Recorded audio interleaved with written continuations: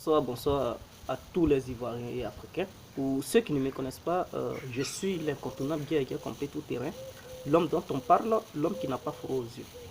Alors, je viens devant cette caméra pour m'adresser à nos deux stars Ivoiriens qui se nomment un comment il s'appelle, Arafat Digue et l'autre de Bordeaux Digue.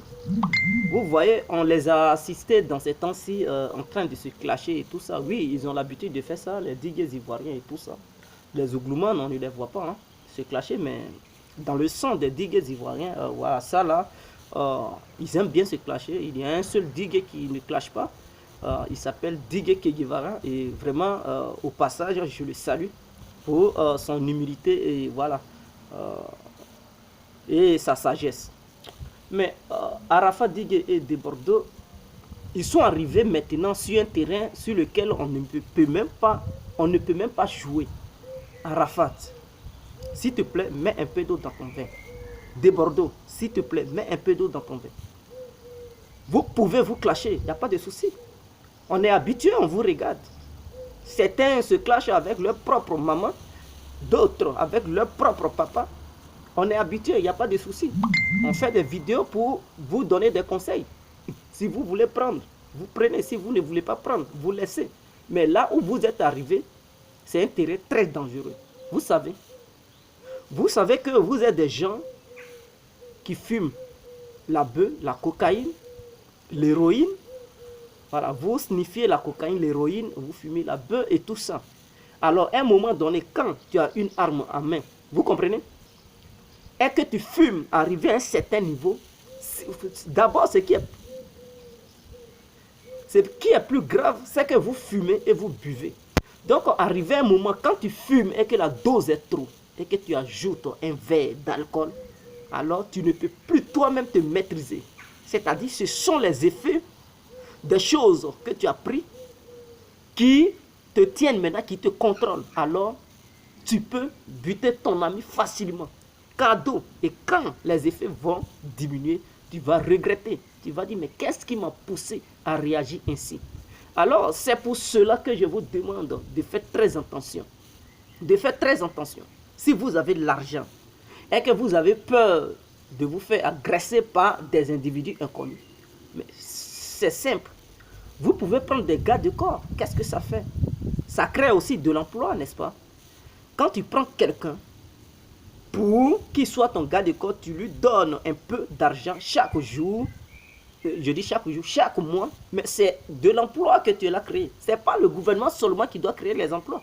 Nous, en tant que société civile, vous, en tant que les artistes, vous pouvez aussi créer de l'emploi. On ne peut pas tout mettre sur le gouvernement, non. Donc, le fait d'avoir des armes à votre portée, ce n'est pas bien. Ce n'est pas bien.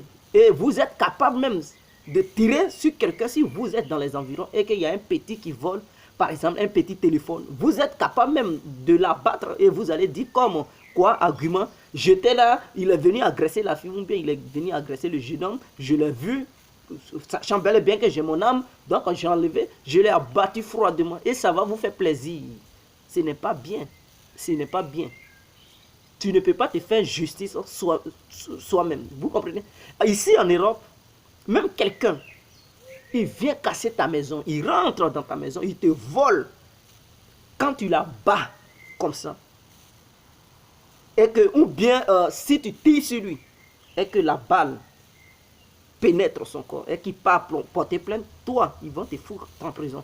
Quand tu dis non, il est venu m'agresser, ils vont dire, il fallait appeler la police. Tu ne dois pas faire justice toi-même. Et tu fais la prison. C'est-à-dire, et tu vas encore dédommager lui qui est venu te voler. C'est comme ça ici en Europe. Mais au cas où tu appelles la police et que la police l'attrape, c'est lui qui part en prison. C'est comme ça. Est-ce que si jamais il a cassé certaines de tes choses, ou bien s'il a volé et que tu le répètes, la police l'attrape, il va te dédommager. Mais si tu tires sur lui, c'est toi qui va mettre en prison et c'est toi encore qui va dédommager le voleur. Et c'est comme ça ici en Europe. Mais vous, Ivoiriens, vous pensez que vous êtes des gens capables d'abattre son prochain facilement comme ça, simplement. Ce n'est pas bien. Ce n'est pas bien. D'ailleurs, les gens, ils protègent leur peuple. Nous, au lieu de chercher à se protéger nous-mêmes, parce que nos différentes autorités n'arrivent même pas à nous protéger, au lieu de nous protéger, nous, population, on est là encore, on est dans une vision de s'entretuer. Mais attendez, pauvre Afrique, réveille-toi. Pauvre Côte d'Ivoire, réveille-toi. Arafat Digué, ton histoire d'armes, il faut cesser ça. De Bordeaux, il faut cesser ça. Il faut cesser ça. C'est pas partout où on joue à armes. Vous n'êtes pas en guerre. Vous n'êtes pas en guerre. Lui qui est trop fâché, et qu'il est gris, mais il n'a pas fait des chansons. Si tu es trop fâché, tu fais des chansons. C'est là-bas, c'est votre pouvoir. Le pouvoir des artistes, c'est le micro. Et quand tu as la rage de prendre le pouvoir, mais il faut chanter, il faut créer. C'est ça qui est le pouvoir des artistes. Ce n'est pas en enlevant des armes, des PA pour braquer ça sur vos amis. C'est pas ça.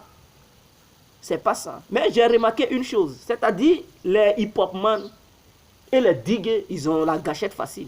C'est-à-dire, aux États-Unis, ceux qui meurent en longueur de journée, ce sont les gens qui sont dans l'histoire d'hip-hop. Et donc, les digues aussi, ils veulent prendre leur héritage ici en Afrique. Arrêtez-moi ça quand même. Vous ne pouvez pas faire ça sur le territoire africain quand même. Arrêtez-moi ça. Prenez conscience. Mais tout ça, c'est le problème au gouvernement. Parce que si ce n'était pas le gouvernement qui avait offert ses armes à ces deux individus, il y a longtemps, le gouvernement aurait déjà réagi pour leur arracher les armes. Mais si le gouvernement ne réagit pas pour arracher les armes que ces gens-là portent, c'est que c'est le gouvernement qui leur a donné ça. Chacun, il va dire, j'ai permis des trucs, des portes d'armes, portes d'armes et tout ça. Mais non, ici, dans les grands pays, pour donner une arme, pour donner le permis de port d'armes à un individu, il faut regarder son passé. Vous devez regarder. S'il n'a pas un casier judiciaire vierge, vous ne lui donnez pas une arme. Si l'individu a déjà fait une prison, c'est que c'est un danger pour lui-même et un danger pour le peuple. Donc, impossible de lui donner une arme. Si tu as déjà fait la prison, on ne te donne pas une arme.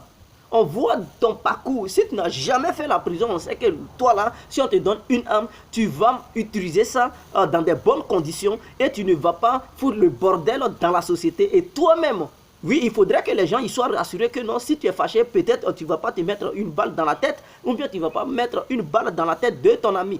Donc on doit regarder ton passé pour voir si tu as déjà un casier judiciaire vierge. On te donne l'arme, mais si tu n'as pas ça et que tu as déjà fait une prison quelconque quelque part, non, interdit de te donner une arme. Alors, nous savons en Côte d'Ivoire que De Bordeaux a déjà fait plusieurs fois la prison.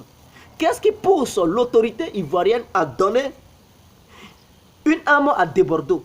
Nous savons que Arafat a déjà fait la prison en Côte d'Ivoire. Qu'est-ce qui pousse l'autorité ivoirienne à donner une arme à Arafat?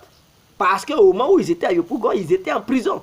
C'est une fille là, une fille qui sortait avec Arafat avant qu'ils explosent sur le plan musical, qui a aidé De Bordeaux et Arafat parce qu'ils étaient en prison. Mais avec tout ça là, l'autorité ivoirienne permet à donner des armes à ceux-là. Sachant bel et bien que ce comportement de ces deux individus, ils ont des comportements étranges. Ils sont dangereux pour la société. Ils nous égayent, oui. On adore leur musique, mais en plus de ça, ils ont un comportement d'agressivité. Et donc, il faut faire très attention avec ces gens-là. Il ne faut pas leur donner des armes. Et donc, je demande à l'autorité ivoirienne, si possible, de leur arracher encore ces armes et gâter leur permis d'armes qu'ils ont, et puis ils foutent la merde. D'autres, ils prennent des kalachnikovs pour braquer ça sur leurs amis. On ne joue pas. On ne joue pas. Tu peux penser que c'est de l'amusement. Tu peux menacer quelqu'un avec ton arme. Et il va avoir gros sur le cœur. Il part, il va revenir, il va t'abattre. Toi, tu pensais que c'est du buzz que tu cherchais. Mais lui, à son retour, il va vouloir t'abattre. En réalité, il t'abat et puis fuit. Et tu vas regretter. Ton cadavre va regretter. Arrêtons ça. Arrêtons ça. Le gouvernement ivoirien doit arracher les armes à ces gens-là. Gâter leur truc au permis de port d'armes. Et ils vont rester sans armes. Lui qui a beaucoup d'argent et qui craint vraiment l'insécurité, il n'a qu'à prendre les gros bras pour assurer sa sécurité. C'est très important. Au lieu de prendre les armes et menacer les gens. Les microbes nous tuent ici, les FSI nous tuent ici. Vous voulez encore armer les digues pour tuer encore le peuple. Non, on ne veut plus. Les digues armées en Côte d'Ivoire, mais c'est dangereux. C'est dangereux. Désarmer ces digues-là. Désarmer eux tous. On ne veut pas voir un digue qui possède un truc, une arme. Parce que les digues sont comme les Américains qui font le hip-hop. Ils ont la gâchette facile. Ils sont capables d'abattre les gens. De la manière ils sont inspirés, c'est de la manière leurs doigts vont vite. Donc on appuie vite sur la gâchette. Désarmer tous ces digues-là. Nous ne voulons plus voir un digue qui porte une arme quelconque. Oui, et avant de leur donner, si jamais vous voulez donner des armes à ces digues-là, ou bien permis de port d'armes, vérifiez leur passé. Si ces gens-là n'ont jamais fait la prison, s'ils n'ont jamais clashé leurs amis sur les réseaux sociaux avant de leur donner des armes, c'était le continent bien compris. C'était mon conseil à ces deux individus et au gouvernement ivoirien, ainsi que tous les Ivoiriens et Africains. Je vous salue et je pense que beaucoup vont se joindre à ma voix pour essayer de parler, pour faire comprendre au gouvernement et faire comprendre aux digues ivoiriens. On veut vous voir sur la scène musicale et non dans les boîtes de nuit en train d'avoir les armes pour menacer vos amis. C'était Guerre compris ensemble.